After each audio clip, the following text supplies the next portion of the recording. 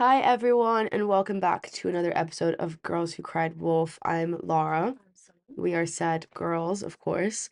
This is our first recording post, yeah, post Christmas. Fell off a little bit. What do you mean? Oh, yeah, well, We've gone like I was not in the 8 country weeks. for Yeah. a very long time, and I have just returned, and I'm now, yeah, I'm now back in London. We're back. Please excuse me, I'm a bit sick today. So if you hear some sniffles or some, I don't know how to describe my voice, the vocal fry, yeah, please forgive. I'm not trying to be American. I'm just trying to breathe, in the corner.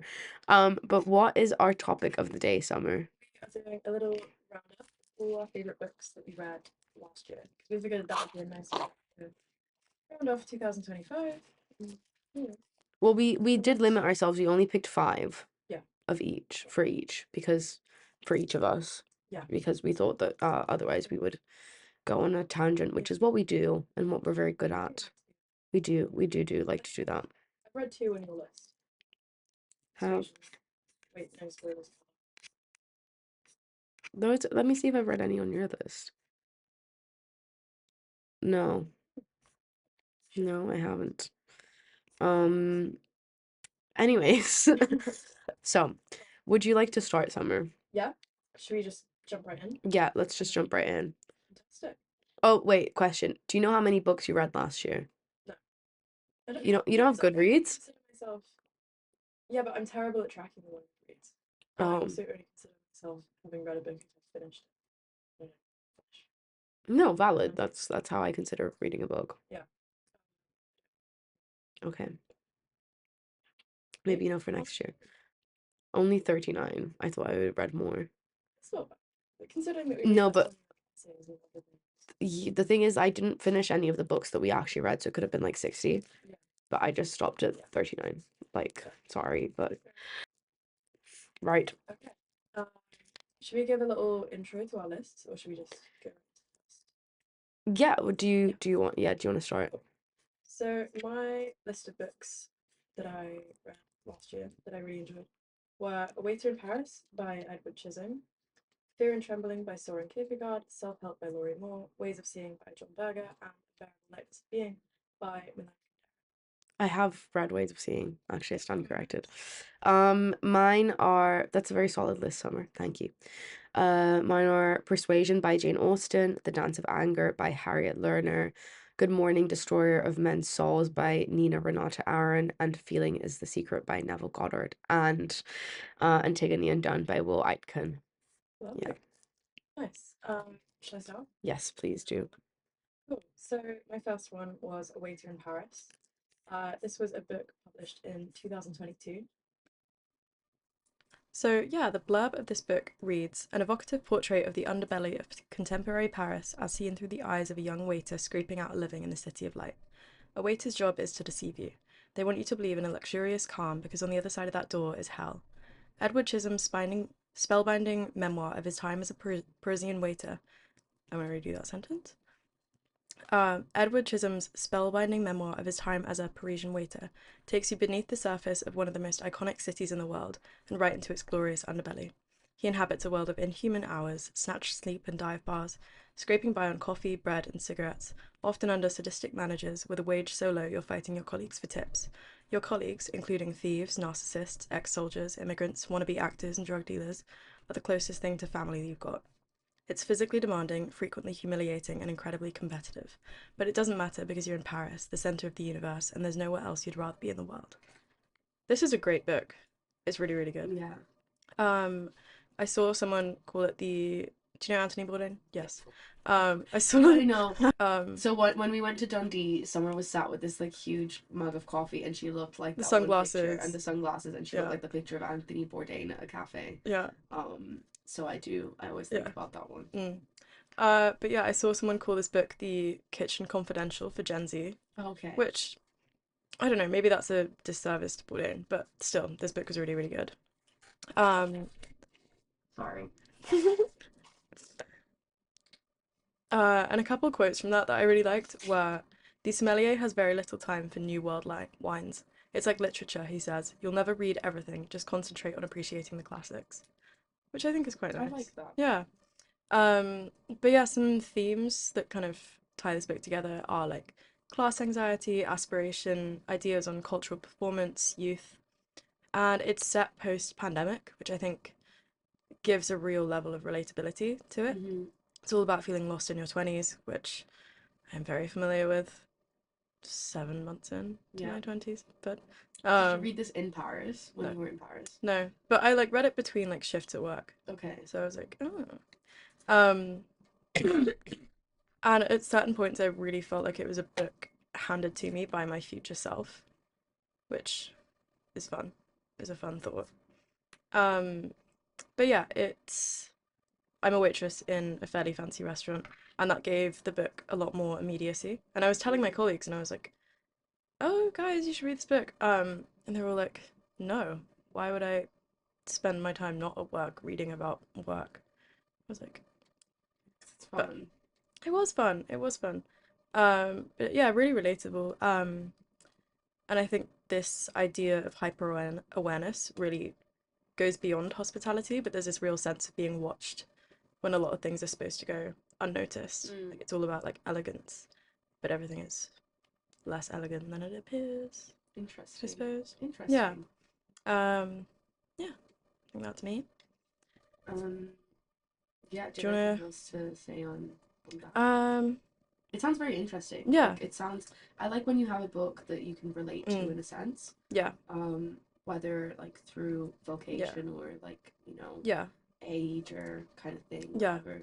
I read a very disappointing book and it was called Sex and Rage and I was like, Eve Babbitt. yeah, Yeah. have you read it? No, but I've read her other stuff. It's incredibly disappointing. There was Oh. no sex and no rage. And I was like, these are things that Come I'm quite on. interested in You and cover judger. where they well, I actually only picked it because of the cover. Yeah. It's a nice cover. It's a nice cover. It What was pink and it had like green leaves trying to on it. think what work of hers I read. I think I read Slow Days Fast Company. Mm. That is really good. It's kind of put me off Babbitts, I can't lie. Oh, But it was just I'll it get you was back too in. LA. Yeah. Yeah, I and I think that's don't. the point. But It fair probably enough. is, Fair but enough. yeah. Mm. Anyways, my first one is Persuasion by Jane Austen, and we read this for uni, and then I'm reading it again. I bought my own copy because someone was very kind to lend me hers, Of course. and I just feel like I need to reread it like now Yeah. because I've just done so many essays on it that like if I don't read it now, I will never truly understand Mm. it. Um, Yeah. and it's very weird to read a book. It's a very weird book for me because I wrote about it as if I understood it more Mm. than I did, and then when I was writing about it, I started to understand the book. Yeah. Like because Yeah. obviously we Yeah. kind of teach ourselves everything on the That's yeah. course. Very much so. So it was Don't very let the lecturers hear that. no, but like we Yeah. well Yeah. now we're A lot of decent it enough is to independent. Yeah. yeah Hmm. do in depth Yeah. level of work that we do. So this is the kind of summary. So it's Jane Austen's final novel, tells the story of Anne Elliot, who 8 years prior was persuaded by her godmother, Lady Russell, to break her engagement to the penniless naval officer Captain Frederick Wentworth due to his social status. Years later, Anne, now 27 and feeling life has passed her by, encounters the wealthy and respected Captain Wentworth again when he returns from sea, leading to a second chance at love as they navigate past regrets, societal expectations, Nice. and enduring affection. The novel explores themes of second chances, enduring love, class, and maturity, culminating in their reunion and remarriage, a more mature and deeply felt connection than their youthful romance. Love. I've only ever read Northanger Abbey by Jane Mm. Austen, Yeah. aside from Persuasion, and I really feel like having done that has really bookmarked my Austen experience because Yeah. Northanger Abbey is one of her first ones, Yeah. and like published last, but one of her first novels. It was published originally alongside Persuasion. Yeah, exactly. So, yeah. But Persuasion was the last written one, so it's just kind of like Yeah. interesting to read the same author through like such But, a young yeah. girl and through an older woman and Yeah, like for see sure. the way that Yeah. love is explored through that. I just like how it's kind of a slow burn. Like I'm half agony, half hope. Yeah. Hello. Yeah. That Hello, is. like Yeah. you know, Fair. I'm taken aback by these words. Yeah. I was gonna say something very inappropriate, and then I remember my mother listens to this, so I'm not gonna What were say you that. gonna say? You can cut it. Pants on the floor. Oh, Pants on the floor. nice. I only have. Oh, like what do you mean? Who says that? Very sexy mom. Very nice. You okay? No, Oh. I just don't want to cancel again. Um. Anyway, so that's my first one. Yeah, and I really did enjoy it, and I enjoyed it because it was a hard read, and then like once I pushed past it, I was able to Yeah. kind of appreciate the language in it. Mm-hmm. Over to you, Summer. Sure. My second one, yeah, so my second book is Fear and Trembling by Soren Kierkegaard, published in 1843. Sounds cheery by the title. It's not, but yeah, I'll just read a summary of that to sort of give a little baseline. So Soren Kierkegaard was a Danish philosopher, theologian, and religious author interested in human psychology. He's regarded as a leading pioneer of existentialism and one of the greatest philosophers of the 19th century. In Fear and Trembling, Kierkegaard wanted to understand the anxiety that must have been present in Abraham when God commanded him to offer his son as a human sacrifice. Abraham had a choice to complete the task or to forget it.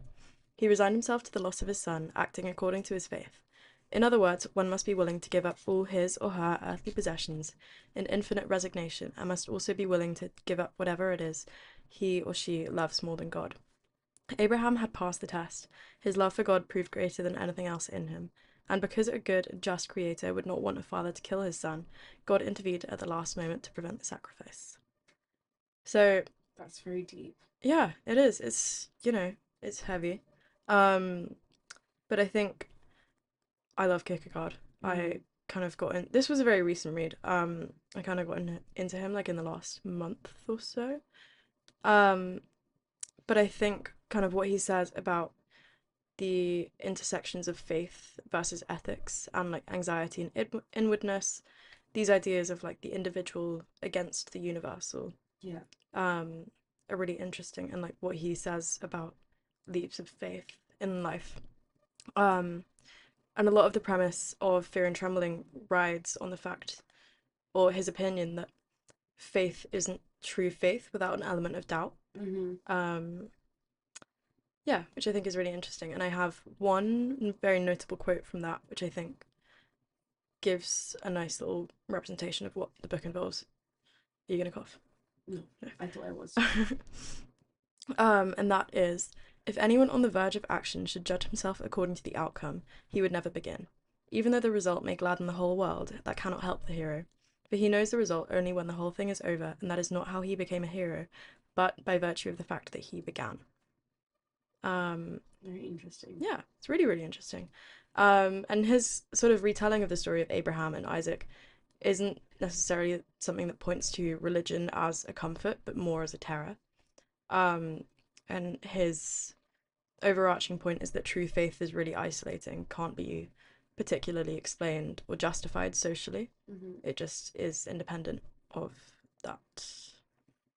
But yeah, just to sort of add a personal element to that, because that's not necessarily a book that I think a lot of people would pick up unless you're kind of sort of studying philosophy or humanities or anything like that. Yeah. You're not going to gravitate towards that just for fun. But I read it as someone who's very bad at making decisions, as you very well know. Yes. As everyone knows. The amount of times I just say, yeah. Summer, just pick. Summer, just pick. But But I'm really proud of you. You made a really big decision for our dinner reservations yesterday. Was that a big decision? Well, we were talking about it for what, months? Yeah. So it's a big decision. Me and Lara are getting dinner where I work. Yeah. Yeah, you're gonna love it. I'm so excited. There's a Sicilian lemon tart. Oof. And there's a Sicilian tart over here. Sicilian tart for a Sicilian tart. Very good.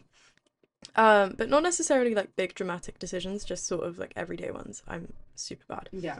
And his whole point is that you can't really think your way into the right choice, and that really hit me. And there's this idea that meaning shows up after you make a decision. There are no signs, no reassurances, no ways to know in advance if you're doing the correct thing. Okay. I mean, I disagree, but I'm also not an existentialist. What? Okay. So. No. Rebut. Go. Well, I think there are signs sometimes that you shouldn't be doing something. Yeah, Like, sometimes, but that's not something you can depend on. well, like you can trust your Mm. instincts, like your gut Yeah. feeling and your, sometimes like if there's an omen Yeah. or something, like I'm not gonna, Yeah. if there's a Yeah. fucking crow, if there's like a crow outside my window, like I'm gonna, Oh my God. Okay. have it, or like if a Um. black cat is crossing the Yeah. road, I'm gonna think about crossing the road. Yeah. I'm gonna cross it. I'm gonna have a think about it, you know? Yeah, but how do you then know that that's the correct choice? I Well, don't if know. I'm dead, then it's wrong. Okay. And if I'm Sorry. alive, then Sorry. it's correct. I just watched Don't also worry. like 4 seasons of The Good Place in like the span of a week. So I'm That really very. thinks to your brain. Oh yeah. Yeah, it's great. I can't recommend that enough. I love the good place. Um but yeah, Kierkegaard sort of to me felt somewhat annoying but also oddly freeing, and it made me realize how often indecision feels like being careful, but it's actually just fear dressed up as like thoughtfulness. Um, Yes. and there's a central dilemma about wanting to be a good person, and this is a very timeless concept. So, does Abraham kill his son to appease God, or does he refuse to out of love for Isaac? Don't know. Because in that I always regard, thought that was a very weird story I know, yeah, in itself. like omnibenevolent who? Yeah, I think that's me in terms of Kierkegaard. Over to you. Yeah, my next one is kind of similarly, I wouldn't say philosophical, it's more of a self-help book. I do have a philosophical Mm. book further down. It's called The Dance of Anger by Harriet Lerner, and my friend gave this to me because she was working at the recycling center and Oh, they had it there, and I was like, I need to read ooh, this book. Like, it just okay. said something to me. Um, but yeah, it summarizes how women often experience anger through destructive relationship patterns, which would be the dance, due to societal pressures, teaching readers to view anger as a valuable signal for self-care, boundary setting, and personal change, rather than suppression or aggression.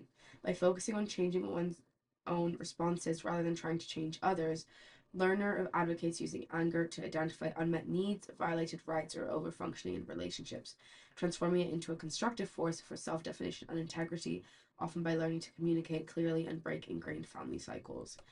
Love that. Yeah, It was a very long so sentence. yeah, it was actually. I would have run out of breath. I think I Anyway, read it wrong. I don't think so. I'm also just out of breath. Nice. I don't know if Yeah, it's a comma or a full stop right now. That's the kind of that's okay. yeah. Anyways, Um, but it was a really good book. I read it yeah. really quickly. I sometimes have struggles with my anger, and I tend to get very angry very quickly. Yeah. So, I don't know if Lara's face is really funny right now. She's like, sometimes she's grinning. sometimes I Sometimes. just yeah. Okay. I Yeah. have the tendency to flip the F out. Mm, And it was it's really okay. helpful to Yeah. read something. And to be honest, I don't think the women in the book were angry enough because some of their Yeah. husbands sucked, and they were just Yeah. like, I'm angry at my husband, therefore I'm not speaking to him. And it's like your husband low key abandoned you and you're Yeah. just not speaking to him. Like I'd be slashing tires. But that's why I was reading this book. Yeah. And yeah, it helped me remember that um Yeah. you can only be angry about things that you can control, Yeah. really. Is it in support of women or female anger? Or Sorry. wait, should I No, ask it's that very again? much in support of female anger. I thought, because when I started reading it, I thought it was going to be like, oh, Mm. women should not be angry, women should shut the fuck Yeah. up. But it's very much like women's anger is a very powerful tool Yeah. for women to understand how they're Yeah. Yeah. Yeah. feeling No, and 100%. like to use it to your I love those advantage. like female rage edits on TikTok. Yeah, it's literally, it's just Yeah. saying, like, girl, go do it, but Yeah. like, but think about why, Yeah. you know? I can't get angry. Maybe I should read that. We'll work on it. Hmm. I've seen Yeah. you angry. Yeah, but I like don't express it. You just get very I quiet. just quiet or I cry. I don't think I've shouted at anyone in You can I shout don't know at the me if last. you No, want. I'm not gonna shout at you. No. Have I? I think I shouted at you once and I felt really bad. When? But I didn't like yell at you badly. I just got really annoyed at you, so I started like No, I shouting. haven't. Probably haven't yelled at anyone since I was like 5. I'm being so serious. Maybe not 5, but like you Girl, get the I picture. need to give you this book. Mm. Anyway, the Sicilian in me could never. Did you see my nails? I feel very Yeah, Italian American very today. nice. They're chunky French nails. They're very Carmela Soprano. I really like them. They've got a little silver line on them as well. Mine are red. Just very timelessly chic. Mm. Sorry. Well, they're all Please cute. continue Anyway, with your shall next I read. go on to number 3? Yes, Okay. please do. My third book, if I can find the section. Oh wait, actually. Wait, what? I'm so confused. Pause. Aha! Okay, so my next book, ironically, is called Self-Help. It is a short story collection published in 1985, and it's written by Laurie Moore, who is one of my absolute favorite writers. And I finally finished this book because I started it like 3 years ago, and it just devastated me, and I couldn't finish it. But I did. I finished it. It's great. So just to give a little overview of what that involves, I have the blurb here, which reads, "From the national best-selling author of A Gate at the Stairs and a master of contemporary American fiction comes a funny, cohesive, and moving collection of short stories." That is from the New York Times Book Review.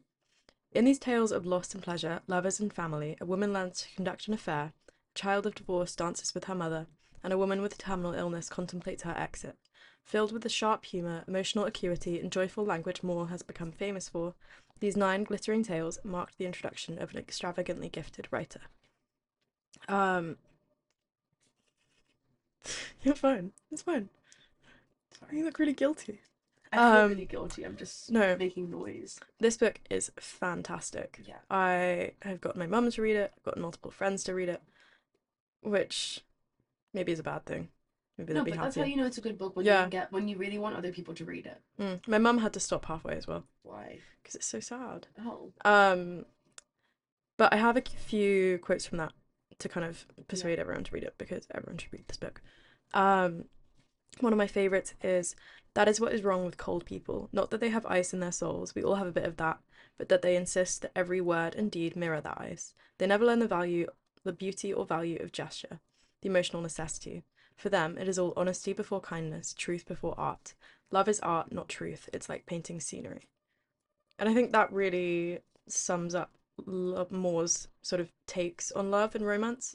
She doesn't treat it as something that she can trust. She treats it as something very much fabricated and fragile, I suppose. And then another one is, "Forgiveness lives alone and far off down the road, but bitterness and art are close, gossipy neighbours, sharing the same clothesline, hanging out their things, getting their laundry confused." And then my absolute favourite of her quotes, which I think lands more if you're reading it on the page, is, "We curl up on the couch together under a blanket, whisper 'I love you, I missed you,' confusing tenses, I think." Which, confusing tenses, I think. I like that. Yeah, because she's like, should it have been, "I loved you, I miss you," as in this person I once loved has changed and now I just miss the person they used to be. Oh, I need to read this. It's so good. That's my conclusion. Yeah. No, that sounds really good. Yeah, but it's very much about. And you said it was short stories. Yes. But something that really ties it all together is sort of ideas on irony as emotional defense about romantic disappointment and like narrative self-surveillance. So yeah, she writes the book or the stories in a second person voice, which really works to turn this emotional life she speaks of into an instruction manual of sorts that doesn't work. Her characters are very much hyper literate about their own failures, and irony doesn't necessarily save them in that sense, but it does give them the language to express it. Yeah, and I think like Kierkegaard, maybe she's very much interested in inwardness, just in a non-religious sense. And inwardness. Oh. And then love. I heard inwardness, and I was like, inwardness. And yeah, love very much becomes okay. And I think overarchingly, love becomes this site where meaning is sought and destabilized, which is really, really interesting. I think that sounds really interesting, and I also think that I really enjoy short stories. Yeah. And I really like reading short stories. As you know, I really enjoyed my advent calendar, which was the first chapter of a popular book, Yeah. and I got to read that every day. That's really That was cool. I've got a bit of backlog, to be honest, but Yeah. it's a really Was that fun. this year? That was this Christmas, yeah. Nice. Thank you, Aw, mother, cute. for purchasing that for me. Yeah. Um, can I move on to the Yeah, next? go for it. That was a very excited yeah. I don't know why. Okay, so Yes. mine is a memoir called Good Morning, Destroyer of Men's Souls. It's by Nina Renata Aaron, and it's a memoir about her intense, decades-long love affair with an addict, exploring themes of addiction, codependency, and obsessive love.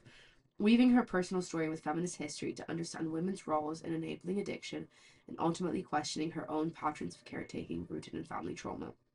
It details her consuming relationship with Kay, who struggles with drug and alcohol addiction, highlighting the devastating impact on loved ones and challenging societal expectations placed on women to fix addicts, while she grapples with her desire to save him and the responsibility she feels. This was a very Yeah. personal one for me as someone Sounds who's excellent. Yeah. struggled with these addiction issues and who's dated people with addiction issues. I really related to her, and I'm really happy that I got to read this memoir at the age of 20 and have the same amount of Yeah. insight that she has at her older age. I Yeah. don't think she's that old, but like 40, 50. So kind of it's nice to know that I could have dealt with this for 20 more years and I'm choosing not Yeah. to. Yeah. I did like what you said about somebody speaking to you from the future. That's kind of what this Yeah. book was for me. I love that. But it's Um, like really eerie. it's very Like, eerie, but it was also what? quite comforting. Yeah. Yeah, yeah, yeah. But yeah, I definitely recommend it. It's not an easy read. Mm. It's not a graphic read, I wouldn't Yeah. say, but it's definitely really nice because it explores Mm. family relationships and love and how all Yeah. these things intertwine, and drugs and alcohol are kind of in the background of all this. Yeah. Um, letting it bubble up. But yeah, I really Mm. enjoyed it, and I definitely really recommend. Yeah. And yeah, I shout out Oxfam on Portobello Road where I Yeah. purchased this from. Very nice. Love a memoir. It always gets me out of a reading slump. Yeah. So Always. definitely recommend Yeah. that or a memoir if you'd like For to sure. get out of the slump. But yeah, on to you, Love Summer. it. Yeah. I'm gonna do these fairly fast because we've got 12 minutes.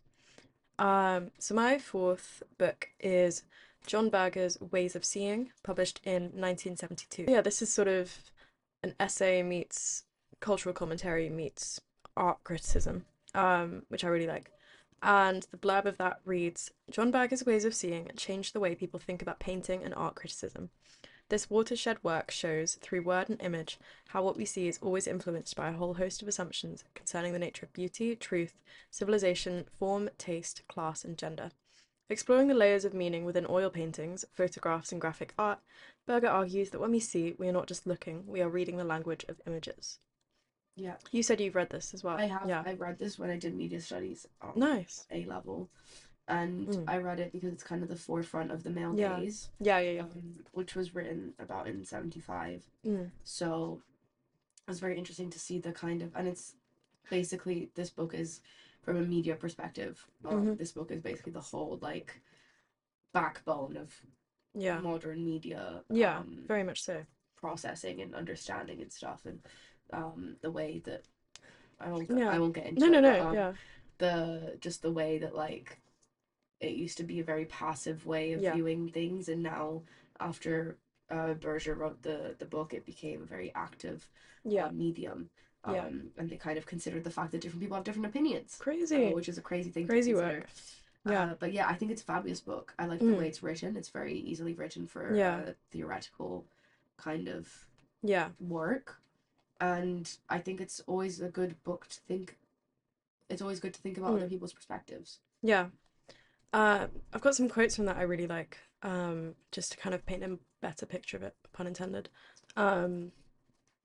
One of which is, you painted a naked woman because you enjoyed looking at her, put a mirror in her hand, and you called the painting vanity, thus morally condemning the woman whose nakedness you had depicted for your own pleasure.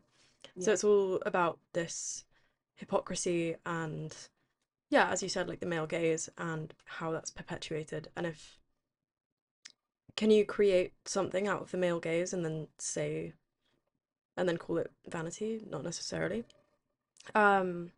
And then in terms of like what he says about like the reproduction of art and how that changes its value, he says, The bogus religiosity which now surrounds original works of art, and which is ultimately dependent upon their market value, has become the substitute for what paintings lost when the camera made them reproducible.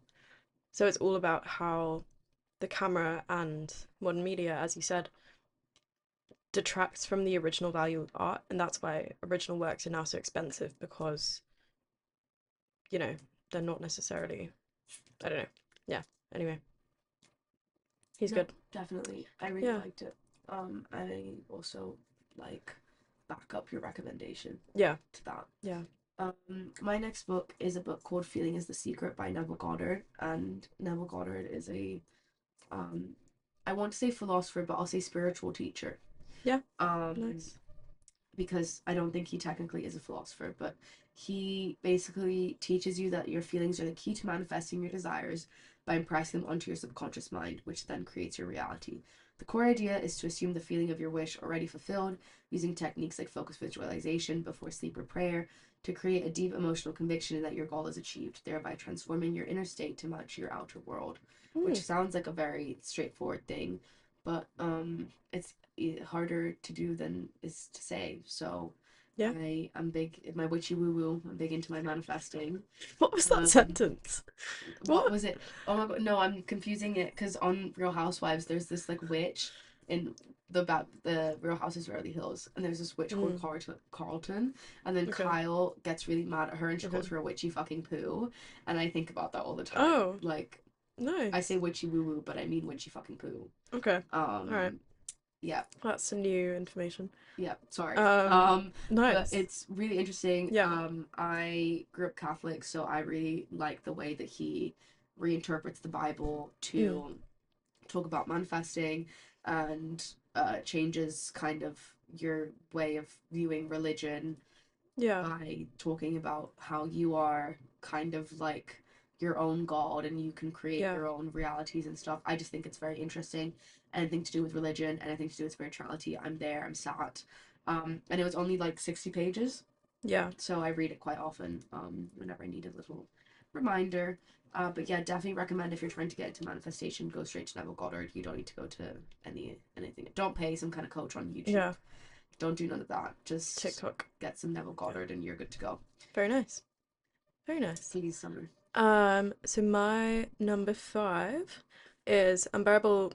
So my fifth and final, is The Unbearable Lightness of Being by Milan Kundera.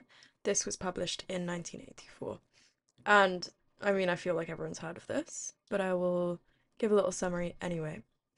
So, in The Unbearable Lightness of Being, Milan Kundera tells the story of a young woman in love with a man, torn between his love for her and his incorrigible womanizing, and one of his mistresses and her humbly faithful lover. This magnificent novel juxtaposes geographically distant places, brilliant and playful reflections, and a variety of styles, to take its place as perhaps the major achievement of one of the world's truly great writers. Have you read? No. I haven't. I read this over a week on a sun lounger in France, and it was so good, so good. Get me on a sun lounger right now. Girls Trip. Right now, please, Yeah. please. And some of my favorite quotes from that I gathered are, he suddenly recalled from Plato's Symposium, people were hermaphrodites until God split them in two, and now all the halves wander the world over, seeking one another. Love is the longing for the half of ourselves we have lost, and I love that. Because I don't want to give any spoilers, but you realize something about the structure of the book as you read it, and that's all I can say without ruining the whole thing.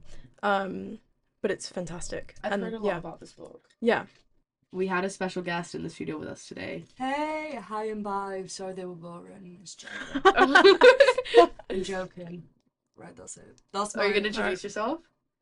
I need no introduction, really. If you know who's talking, you know. Yeah. Thank you, Sky. We appreciate you. Very good. Thank you so much for everyone listening to today's episode. If you would like to see more of us, go to Girls Who Cried Wolf Pod on Instagram, girlswhocriedwolfpod.com, or send us an email at girlswhocriedwolf@gmail.com. We'll see you in the next episode. Bye-bye.